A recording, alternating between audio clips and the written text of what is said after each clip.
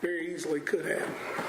If not, at this time, Kevin's going to do our reading today, and so we'll turn that over to him.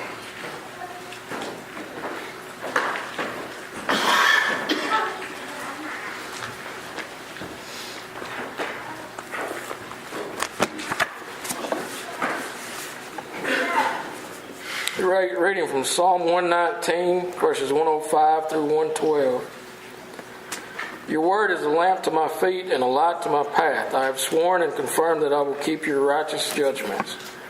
I am afflicted very much. Revive me, O Lord, according to your word. I accept, I pray, the freewill offerings of my mouth, O Lord, and teach me your judgments. My life is continually in my hand, yet I do not forget your law. The wicked have laid a snare for me, yet I have not strayed from your precepts. Your testimonies I have taken as a heritage forever, for they are the rejoicing of my heart. I have inclined my heart to perform your statutes forever to the very end.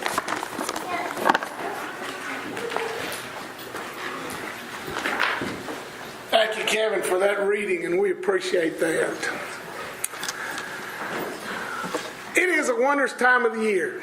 It's a great time to be out, to be involved in things, to be able to enjoy the sunshine.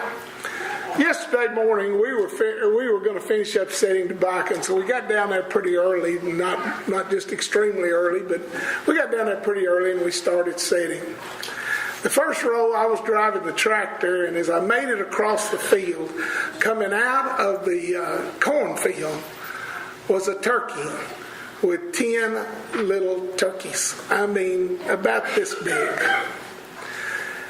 I watched as that turkey herded her flock.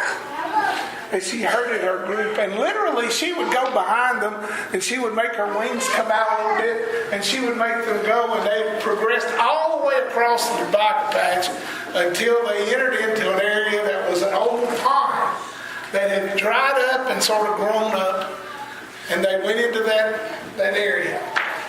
Didn't see them anymore. But I could not help but think about the scriptures where it says, Jesus, as he laments over Jerusalem and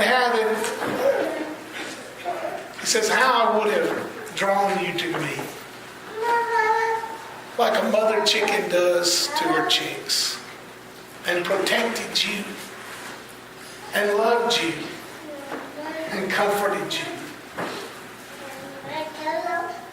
I always get a mental picture looking at that of Jerusalem and Jesus as he stands on a hill. I had a person call me from, really Kevin White called me from Crittenden, and he'd been contacted by a guy from Greenwood Park, and they are getting up a trip to go to the Promised Land. And they wanted to know if we were interested in going, and I don't know. And if you're interested in going, just let me know, because I can get you in touch with the people that are doing it. The trip's going to be March the 4th through the 14th, or through the 17th. I can't remember exactly, but that's the time frame. And I thought how I would love to do that. Now, I don't know whether I'm going to be able to make that trip, or if it's going to work out or whatever, but how I would love to go there, to walk the paths of Jesus, to maybe stand on a hill and look at Jerusalem. I got to thinking about so many Old Testament references to Jerusalem. And I don't always preach on the Old Testament maybe like I should. But today we're going to be looking, and we're going to be flipping some between the book of Nehemiah and between Matthew. And so that's what we're going to take as our study. I want you to see the importance of the things that went on there. I want you to understand about the city of Jerusalem. Of course, you know as well as I do that after the time of the kings, that promised land was divided into a northern land, which they called Israel, and to a southern land, which they called Judah. It was ruled over by separate kings, basically because they couldn't get along. Because they didn't remain faithful to God. Because they got caught up in following other things. And that led to their destruction.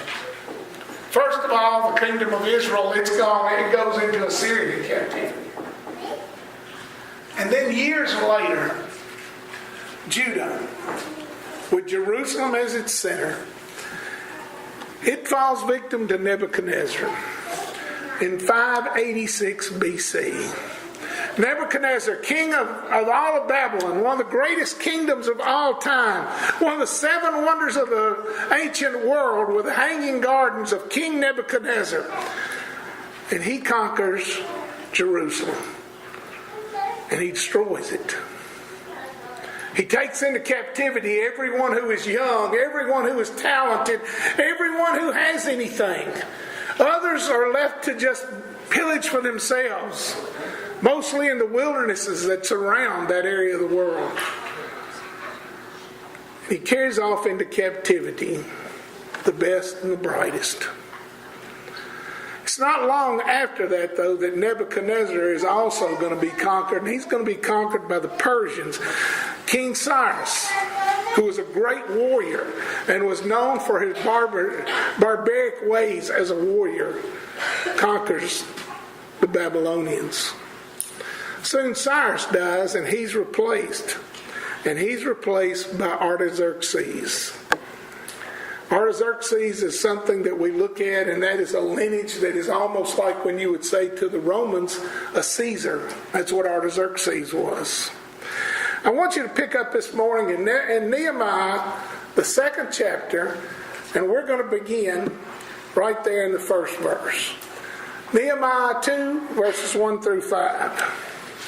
In the month of Nisan, in the 20th year of King Artaxerxes, when wine was brought for him, I took the wine and gave it to the king.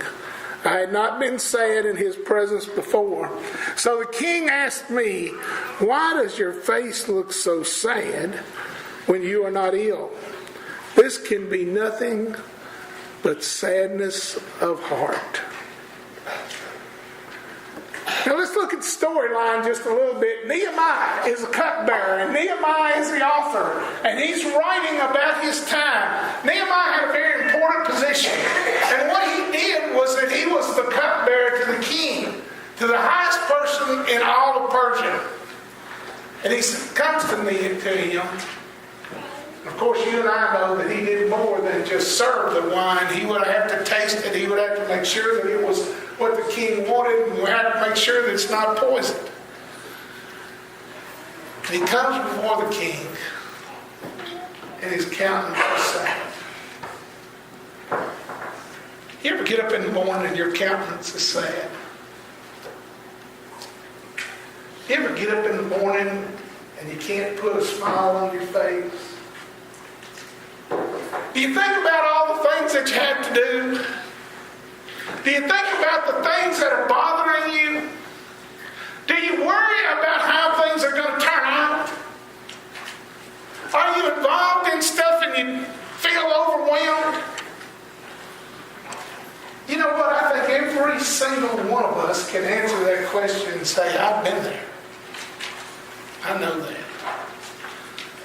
One of the things that really upset me this week, and I didn't even know that Kate Spade existed. I'm sorry, I thought they made the name up. I thought, they wanted to make a purse, they put a name on it. But I've been really upset as I looked at the case this week and heard all the news about her passing and her suicide. There were other prominent people who committed suicide this week. One of the things that I read on Kate Spade, though, I am saying her name right. Okay. I got to thinking maybe it's supposed to be Kate Spade. No, it's not a Kate. One of the things that I read, though, said that since Robin Williams committed suicide, she had been pondering that same thing and then eventually did it. I know that a lot of times in life that there are sad events that occur in our lives. There's disappointments that come in our lives. Let me tell you, there are things in our lives, in your lives, that you cannot change. You can't change them. Now you can deal with them. You can work on them. But you can't always control them. There are things in the lives of the people who you love that you cannot control. And when those things come, it's very easy to get this countenance, this sadness of heart. I want us all to make sure that we never allow that sadness of heart to progress to something else, though. And when I read this, I just felt like as though there had to be a little bit that I would say about it. I don't have the answer to it. I don't have the answer to it. I know that it's a big problem, and it's a big problem in our country. It's a big problem with people who we never think about it being a problem with. Here's a woman that had a family, she had a younger child, she had riches, she had name recognition. What else could she want? But it wasn't enough. And it wasn't the right thing. I want us to be people who reach out when we need things. I want us to be people who depend on others to help us. I want us to be people who never allow that sadness of countenance, that sadness of heart, to cause them to do something tragic. I think it's important that we realize, here's Nehemiah, and I guess he's got one of the best jobs in the kingdom. You know, he's got a great job. What he does is he waits on the king. He's not out in the field working. I know he's a slave to some degree, but he doesn't have to get out and do the hard work. He basically takes care of the king. And you know what? Artaxerxes really likes him. He really likes him. And that makes a great difference. And this morning he comes before the king. And the king says, why do you look so sad? This isn't like you. This isn't like you at all. Let's go and pick up with where he answers it. I was very much afraid, but I said to the king, may the king live forever. Why should my face not look sad when the city where my fathers are buried lies in ruins, and its gates have been destroyed by fire? The king said to me, what is it you want? What is it you want?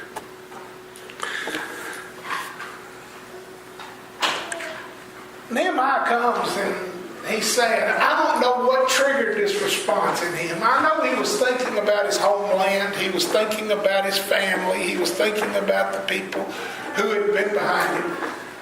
I want you to realize that Nehemiah was born in captivity. He had not been born in Jerusalem. Nehemiah had never been to Jerusalem. He'd spent his entire life right in Persia. But he would consider himself to be a faithful Jewish person. And his heart was sad when he thought about Jerusalem.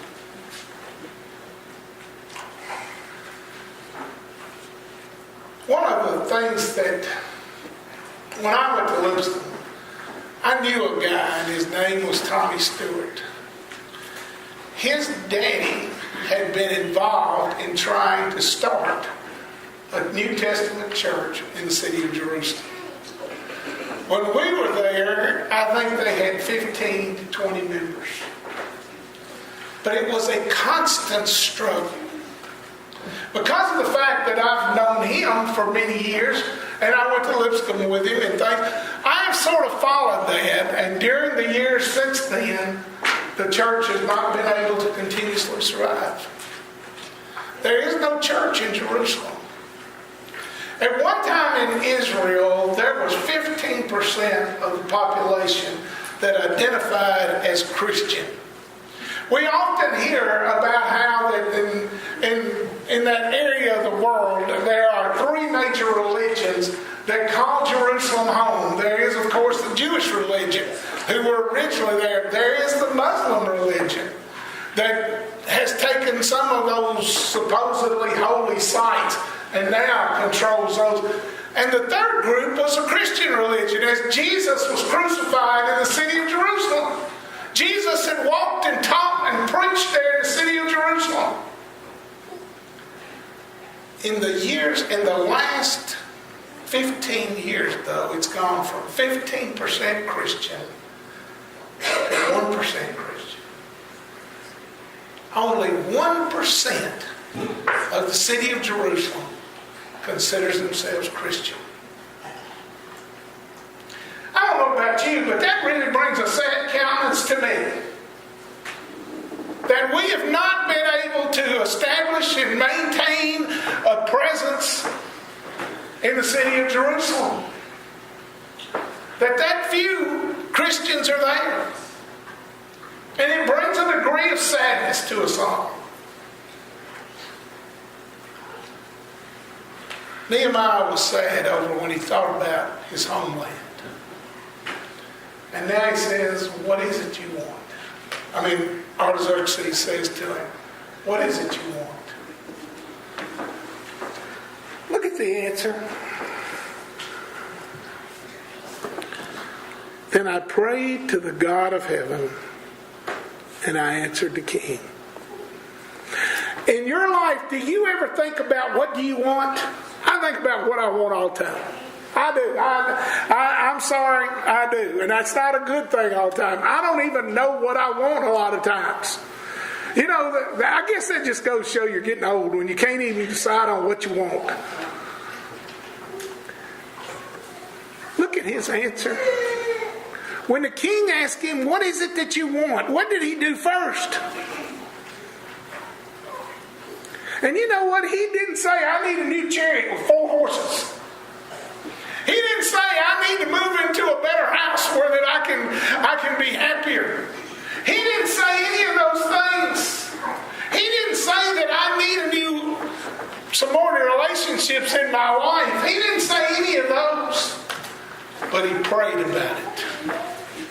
He prayed about it. The next time that you don't know what you want, and you don't understand how to get it, and you don't know how to accomplish it, I want you to do what Nehemiah does right here, and I want you to pray to God. I want you to pray to God. I pray continuously now that I'll have a greater understanding. I really do. I try not to pray for physical things as much. I try to pray for a greater discerning heart. I try to pray that I love more. I try to pray that I'll consider other people in a better way. I try to pray that I'm going to be more responsive to the needs of the people around me. And when Nehemiah prayed, he got his answer. If it pleases the king, and if your servant has found favor in his sight, let him send me to the city in Judah, where my fathers are buried, so that I can rebuild it. Now, I'm going to tell you, I don't know that that's the answer that all of us would want. I don't know that I'd want to go back to a place that's been deserted. I don't know that I'd want to go back to a place that's been destroyed. I don't know that I'd want to go back to a place that was dangerous. I don't know any of those things, but Nehemiah knew what needed to be done, and he asked for it. Now, we could go through a lot more of this story, and it's really a good story. If you've got a chance, read Nehemiah and look at the different things in there. But we're going to go through time a little bit. The king tells him, I'm going to help you. In fact, I'm going to finance it. That's a big help. That's going to allow him to do a lot of things. He says, I'm going to send you back, and says, we'll get somebody to serve in your place. You're always welcome here to return, and when you return, I'm going to open my arms to you. So Nehemiah goes. Nehemiah goes. There's something that happens, though, after he gets there that I think really shows us a lot about the kind of people that there are in the world today. I want you to turn to the 2nd chapter, to the 17th verse. And now we're going to begin in Nehemiah, the 2nd chapter, and the 17th verse. Then I said to them, you see the trouble we are in. Jerusalem lies in ruins and its gates have been burned with fire. Come, let us rebuild the wall of Jerusalem, and we will no longer be in disgrace. I also told them about the gracious hand of God upon me and what the king had said to me. They replied, let us start rebuilding. So they began this good work. Now Nehemiah cannot build a wall around the city of Jerusalem by himself. And so now he's recruiting people to help him. And he's telling them the story. He says, this is your land. This is your city. This is your opportunity. I've got the money now to furnish the things to build the wall. But I need the help of the people. And so he speaks to some of the people. And after he spoke to them, and there's a remnant that's left in Judah, in Jerusalem, and outside of Jerusalem. Some of them replied, let us start building. Let us start rebuilding. So they began this good work. This morning, I want you to be a builder. I want you to be a builder. And I want you to build the church. And I want you to build your life. And I want you to have a happiness that passes all other happinesses. I want you to find contentment in your life.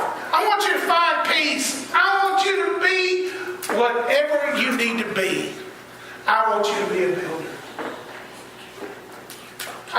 If there is anything that is invigorating to me about VBS, it is the idea of building. It's the idea of building. And that's what we show. We build relationships. We encourage the children. We encourage the adults. And I feel like as though it uplifts me. Went down to camp last Sunday night and I saw the campers. And you know what? You see a happiness that surpasses most days. And you see people who are building. And they are building on their Christian lives. They are building their relationship with Christ. Now, no matter where you are in your life, whether you are just for the very first time hearing the story of Jesus, whether you've heard it 100,000 times, I want you to build on your relationship with Christ right where you are. I don't want you to go anywhere. I don't want you to try to do something different. I don't want you to be involved in something else. I just want you to start right where you are. When Nehemiah talked to these people, he talked to them about building the city, about building a wall. Every city at this time needed a wall around it, because if you didn't, predators would come at night, people from different tribes. They would steal, they would plunder, they would destroy. You wouldn't have any protection and you wouldn't have any peace. And so the first thing they're going to do is they're going to build a wall. They're going to build a wall. You and I, sometimes we need to build a wall against the influence of the world. And we build that wall standing on Jesus Christ. No matter where you are, I want you determined to have greater faith. I want you to determine to be more active. I want you to determine to be more involved. Maybe if you've never put on Christ in baptism and you've thought about it for a long time and you've studied on it and you've been concerned about it, don't keep putting it off. Be someone who builds on what you know is right and put on Christ in baptism. Have your sins washed away. Arise as a new creature, one who belongs to Him. That first group, they're a great group. They're a group of people who are industrious. They're a group of people who want to see things done. They are builders. In Matthew the 16th chapter, beginning in the 13th verse, Jesus is sitting with His apostles. And He asks them a very pointed question right there.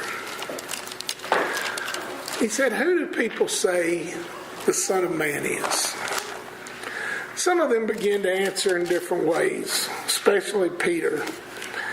And they've answered unto him. They said, some of them say that you are this person or that person, Elijah or John the Baptist or any group of different things. And then Jesus turns to Peter in verse 15. "But what about you?" he asked.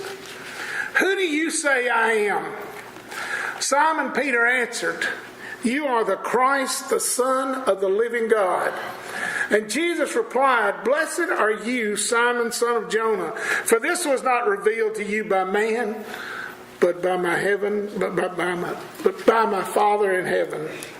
And I tell you that you are Peter, and on this rock I will build my church, and the gates of Hades will not overcome it." I will build my church. And the thing which He builds that church on is that great confession. Thou art the Christ, the Son of the living God. That is the rock that is there. You and I, we build on that same rock. That rock of the confession of Jesus as the Son of God. But there's another group that's there. I want you to go to Nehemiah the 2nd chapter and the 19th verse. Nehemiah 2, verse 19. "But when Sanballat the Horonite, Tobiah the Ammonite official, and Geshem the Arab heard about it, they mocked and ridiculed us. 'What is this you are doing?' they asked. 'Are you rebelling against the king?'" It's a second group of people there, and we even see who some of them are. They're given their names. They mocked and they complained and they ridiculed the people who were working, the ones who were building. You see, I want you to look at them as destroyers. In the world, there's a group of people who only try to tear down.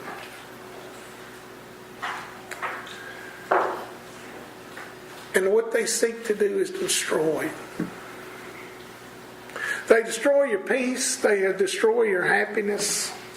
They destroy everything that you really want to be about. Sometimes they destroy it by following after the things of the world, by trying to have more and more and more all the time. And sometimes we fall into that same trap. That idea that by having more and more and more, I'm going to be happier and happier and happier.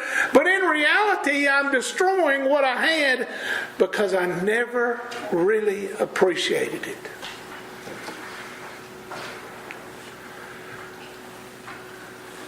Don't let the destroyers enter into your life. Don't allow Satan to come in and ruin your life. You see, lots of times when we are building, we allow the destroyers to hold us back. I don't know why that is. We feel mocked and ridiculed just like what Nehemiah did and the people that were building with him. But these people, they set out to destroy everything that was there. In Matthew the 7th chapter, in the 24th verse, beginning there in the 24th verse, Jesus tells a parable. And that parable is one that I know we're all pretty familiar with. Matthew 7, verse 24. Therefore, everyone who hears these words of mine and puts them into practice is like a wise man who built his house on the rock. The rain came down, the streams rose, and the winds blew and beat against that house, yet it did not fall because it had a foundation on the rock.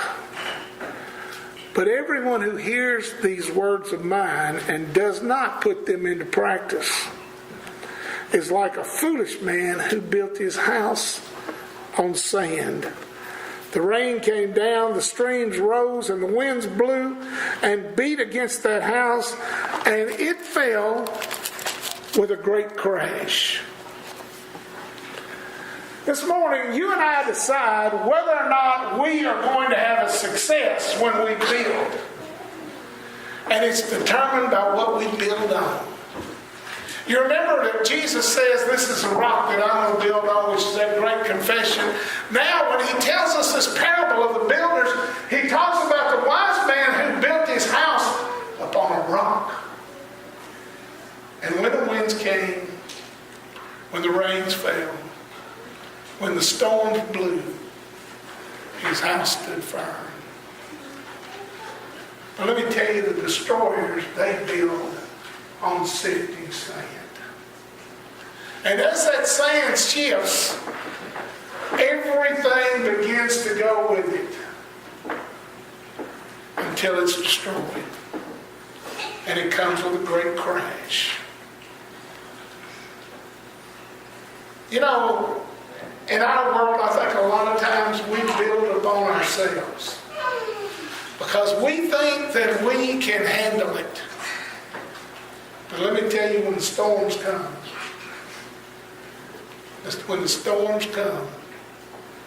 we can't handle it.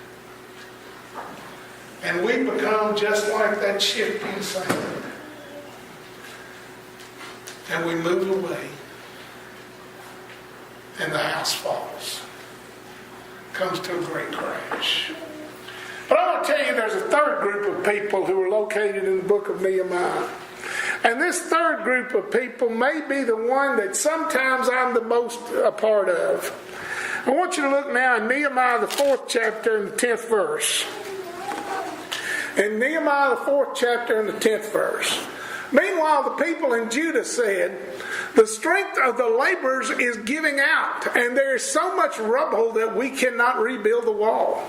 Now, if you go on and you looked at the rest of the 4th chapter, what you would understand is that every day when they went to build the wall, there were a group of people from all over in Judah. They came and they sat on the hillside. And they said, look at them guys. They're building a wall. But the 4th chapter says, look at them guys. They're giving out. What they really were is they were spectators. They were spectators. We go to the ball game. Maybe you go see the Titans play. Maybe you go see the Hot Rods. Whoever you want to. When is the Hot Rods game that we're going to? The 27th?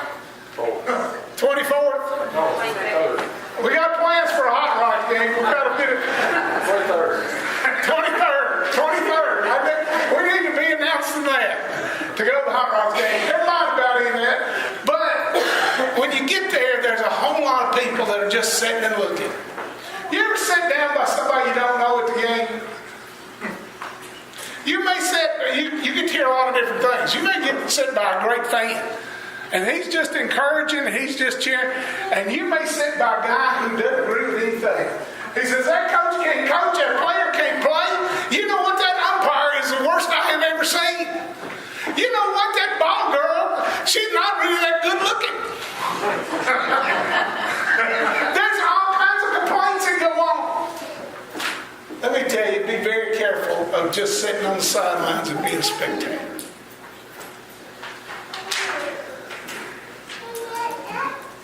When they were rebuilding,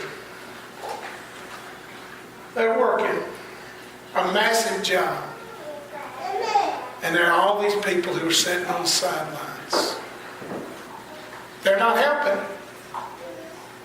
They're really not hindering them. They're not down there assaulting them. They're not down there fighting with them. They're not doing any of those things as others did with them. And if you read from the 2nd to the 4th chapter, you'll see that they actually had to fight with a sword in their hand, had to build with a sword in their hand. But they sat on the sideline and they just watched. The saddest thing of all would be if in my life all I did was sit on the sideline. I never got in the game. I never became involved. But I just sort of sat there. I just sort of watched. Maybe I complained. Maybe every once in a while I encouraged. But I never devoted myself to anything. This morning, I don't want you to be a spectator. I want you to be someone who devotes himself full-heartedly. I want you to look at one other thing in Matthew, and if you would turn to Matthew, the 14th chapter. You may have noticed that we went to Matthew for every one of these stories as we looked at the people. But in Matthew, the 14th chapter, is one of my favorite stories. And we're going to talk about it from a little different perspective here for just a moment. Matthew 14, verse 28.